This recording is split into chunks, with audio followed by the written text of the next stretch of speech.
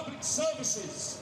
It's up to all of us to turn around and reject the road to war. Thank you, good afternoon, everybody. Thank you very much for being here. We want to serve as the Palestinian people are under threat to the highest possible order. And in the West Bank, the idea undertaken the bombardment. And why are we allowing the use of... The escalation is dreadful. The continued bombing of southern Lebanon right up to well into Beirut itself has taken a lot of lives, but it's also destroyed roads and infrastructure, schools and hospitals and all the things that people need. And a very large number of people have been displaced from their homes. This is part of the Greater Israel project of expanding Israel right up to Beirut. The rest of the world seems too quiet on this issue and is still allowing Israel to buy weapons all over the world which it uses to kill Palestinian people. Well, Trump at one level can, which is the political pressure that he occasionally exerts, but it would be very easy for Trump to simply turn off the weapons supply. Previous US presidents at various times have done that.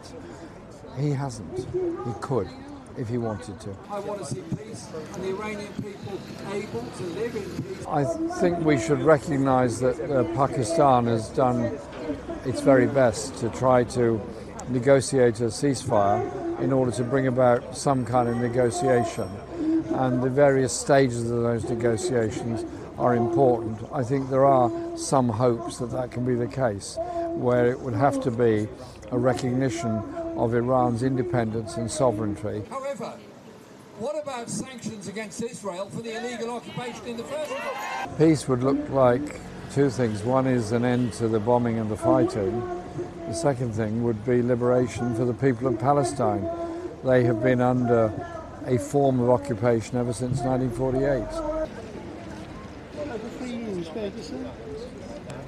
Israel has continued for months now to attack Lebanon, including, displacing over 1 million people from their homes, and meanwhile escalating once again its attacks against Palestinians. Closer encirclement, widely armed forces and literal fences.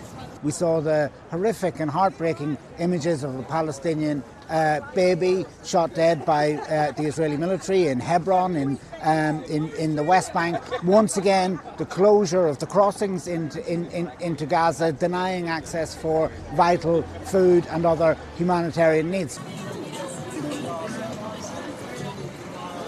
Israel is breaking ceasefires in all directions. They're occupying a whole swathe of the Lebanon and actually advancing further from the south. They're attacking Gaza again in a murderous way, and they are locked into the war against Iran as well. The Israeli government, the Israeli politicians, the Israel's leadership is committed to permanent war for a greater Israel. And that's an extremely dangerous and destabilising fact. By the institutionally racist Metropolitan Police trying to... I think he could easily control Netanyahu. The simple thing he needs to do is to say, I'm not selling you any more weapons. But that's the one thing he's quite unlikely to do, because actually Israel remains central to the West's imperial project, to the US's geopolitical ambitions in the Middle East. To arrive from these areas suffering from explosions, shrapnel wounds. Let the word ceasefire become a reason to look away. Our answer to Wedge Streeting and Emily Thornbury and a handful of others